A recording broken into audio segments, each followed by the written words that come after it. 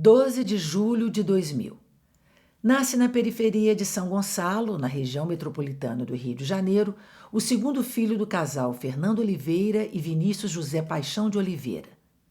Mais conhecido como Vini, Vini Marvadeza e Vini Júnior. Vinícius Júnior já apresentava desde a infância talento indiscutível para o futebol. Com apenas 6 anos, ele era destaque na escolinha de futebol da região.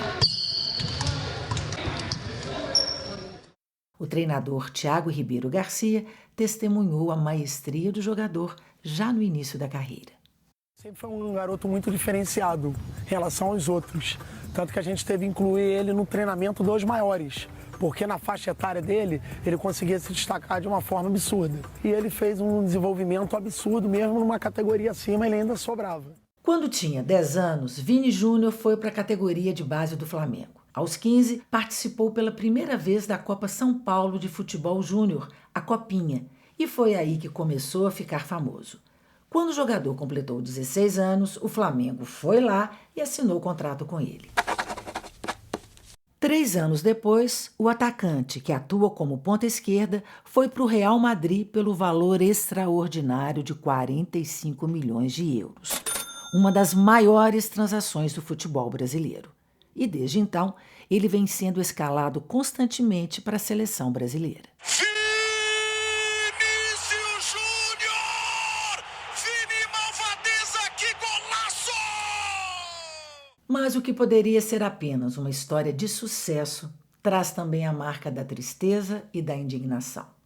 Mesmo conquistando prêmios e reconhecimento mundial, Vini Júnior não escapou do racismo. Este é o podcast Sobre Tons. Eu sou Cris Antunha, do Ministério Público de Minas Gerais, e te convido a refletir sobre a triste realidade do racismo no futebol. Vamos lá? Estamos em maio de 2023 na Espanha, no estádio Mestalla, em Valência. É uma tarde de domingo e torcedores começam a chegar para assistir ao jogo da 35ª rodada do Campeonato Espanhol, Valência contra Real Madrid. A casa está cheia, as pessoas bebem e conversam na arquibancada. Nos vestiários, os jogadores dos dois times se concentram para a partida. Um deles é Vini Júnior, o camisa 7 do Real Madrid. O barulho do estádio aumenta. Chegou a hora do show. Desde os primeiros minutos da partida, é possível ouvir gritos de "Mono, Mono!" vindos da torcida do Valência.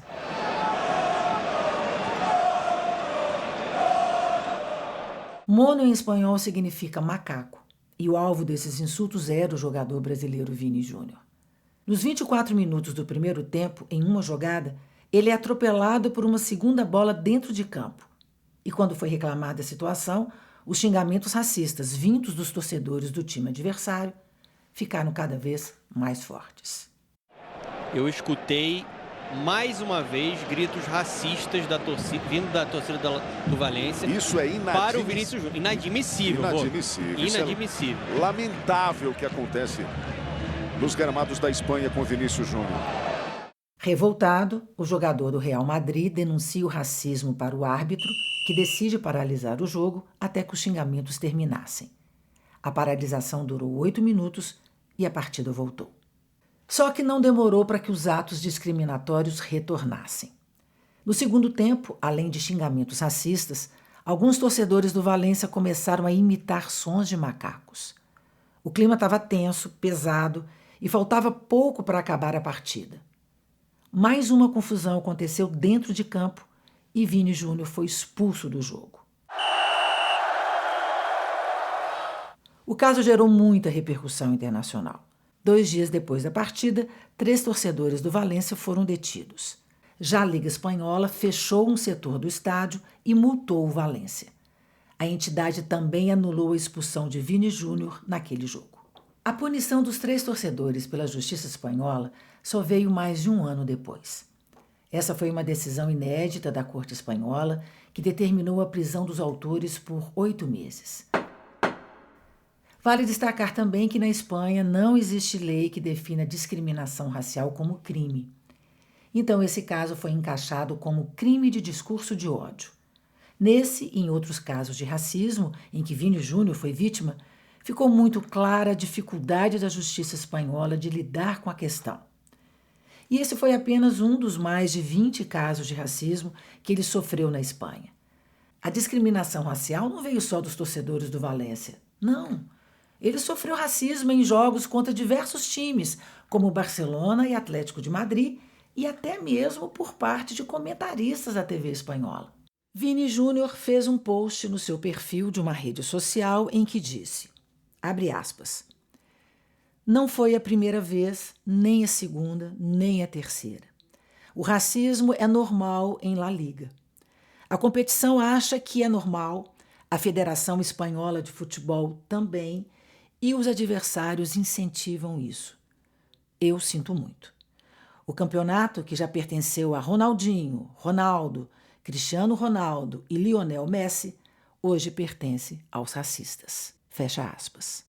Em uma entrevista coletiva, ele falou também sobre a importância da punição dos atos racistas e da conscientização das pessoas, especialmente das crianças. Se a gente começar a punir todas essas pessoas que cometem crime e que aqueles não consideram crime, nós vamos começar a evoluir, tudo vai ficar melhor para todo mundo. Não que eles vão mudar o pensamento dele, mas eles vão ficar com medo de falar, seja no estádio, seja na porta do estádio, seja onde tenha câmeras, eles vão ficar com medo de falar e assim a gente vai diminuir isso e vamos colocar medo naquelas pessoas e que eles possam também educar seus filhos, porque muitas vezes aqui tem criança me xingando e eu não culpo a criança, porque ele não tem nada, não entende ainda. Eu, na idade dele, também não entendi o que era o racismo e isso é muito complicado. O craque também lembrou que a discriminação verbal é apenas uma faceta de um problema muito maior. Acredito que é algo muito triste, né? Tudo que eu venho passando aqui, a cada jogos, a cada dia, a cada denúncia minha vem aumentando, é muito triste isso. Mas acredito também que não só eu, mas como todos os negros que, não só na Espanha, no mundo todo, sofrem no dia a dia, o racismo verbal é minoria perto de tudo que os negros sofrem no mundo, né? Por todo o Brasil, Vini Júnior recebeu manifestações de apoio e solidariedade e seu caso fez surgir várias leis estaduais e municipais de combate a atos racistas no esporte. Também está em processo de aprovação no Senado o projeto de lei número 2.889, de 2023, que tem o objetivo de endurecer as penas contra torcedores que pratiquem racismo dentro dos estádios. Ele busca, por exemplo, proibir o comparecimento do autor do crime de racismo por 5 anos nos locais onde se realizem eventos esportivos. É dever das instituições públicas e de toda a sociedade rever as falhas existentes nos códigos e leis para que não existam mais casos como o de Vini Júnior e de tantos outros atletas negros. Não pode haver espaço para o racismo nos estádios nem em nenhum outro lugar. Nós seguiremos na luta contra o racismo, trazendo novas histórias. Acompanhem com a gente.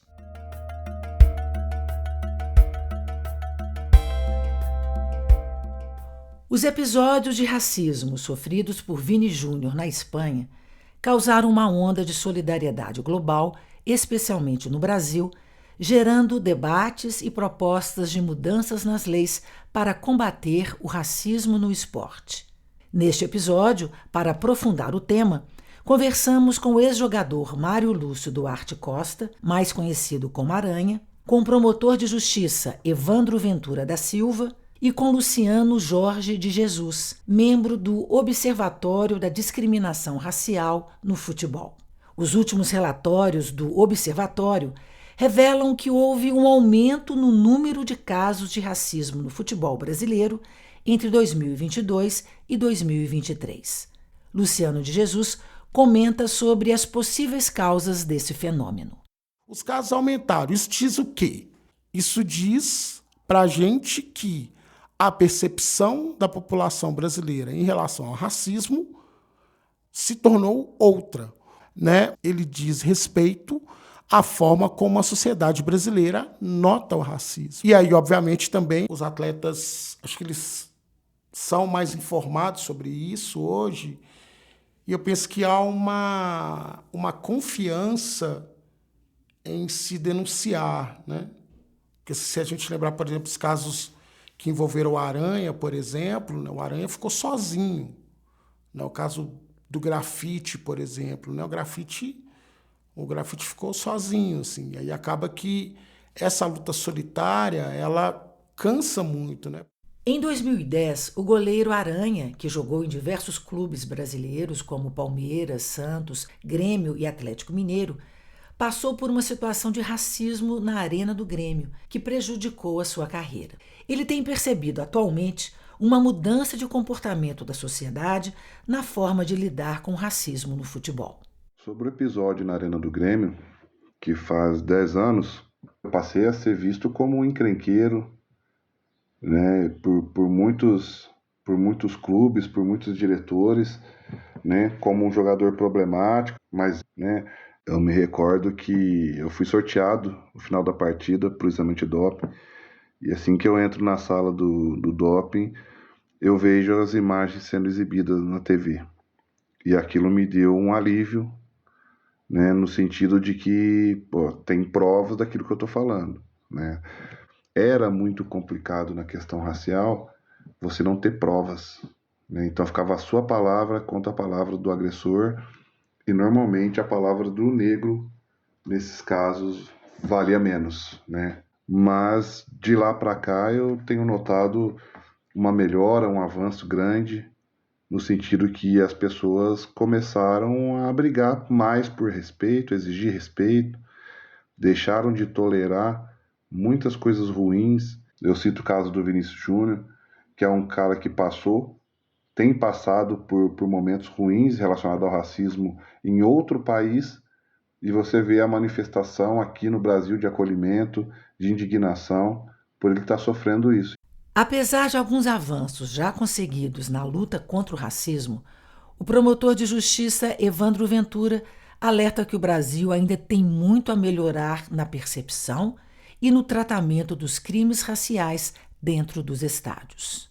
Veja, em 2022, nós tivemos um jogo entre Atlético e Cruzeiro no Mineirão.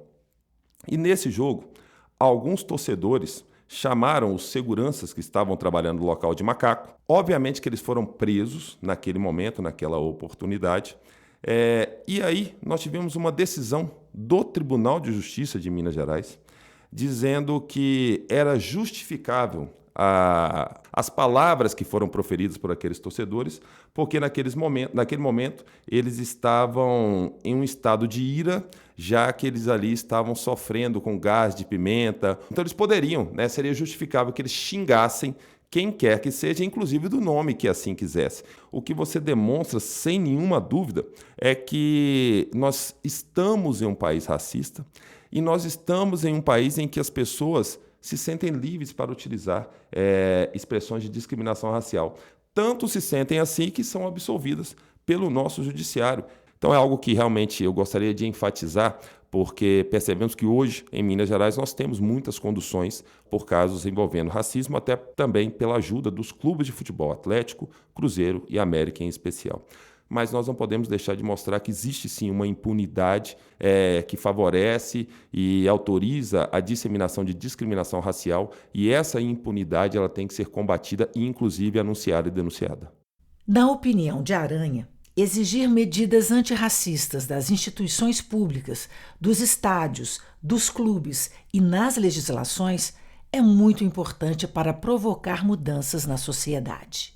Eu acho que tem que ser uma mudança cultural, aonde o torcedor, as pessoas que amam o futebol, querem ver um espetáculo, querem ter seu momento de alegria, de felicidade, não ir para o estádio para poder voltar triste, voltar abatido, voltar com sentimento de raiva, de revolta. E eu acredito que a partir do momento que a nossa cultura, que o torcedor entender que o ódio, a questão racial é uma coisa muito ruim para o esporte que ela ama, a gente começa a construir um futuro melhor dentro do futebol. Esse foi o Sobretons, o podcast antirracista do Ministério Público de Minas Gerais. Eu sou Cris Antunha e estão comigo na equipe Alice Rodrigues, Alender Barreto, Eduardo Cury, Esther Gonçalves, Gisele Borges, Helena Drummond, Larissa do Vale, Leonardo Faustino, Mariana Alves, Marisa Guimarães e Thaís Dutra. Esse episódio teve como fontes Observatório da Discriminação Racial no Futebol, Agência Brasil, Portal UOL e Globo Esporte. Contou com áudios de TV Band Rio, ESPN Brasil e Globo Esporte. Trecho de publicação no perfil oficial de Vini Júnior no Instagram, lido por mim. Acompanhe a gente na Rádio MP em radiomp.mpmg.mp.br, no Spotify ou no YouTube. Compartilhe esse conteúdo. Junte-se a nós na luta contra o racismo. Siga o MPMG nas redes sociais, procure por MPMG Oficial e deixe a sua sugestão para os próximos episódios do Sobretons. Obrigada pela companhia e até a próxima.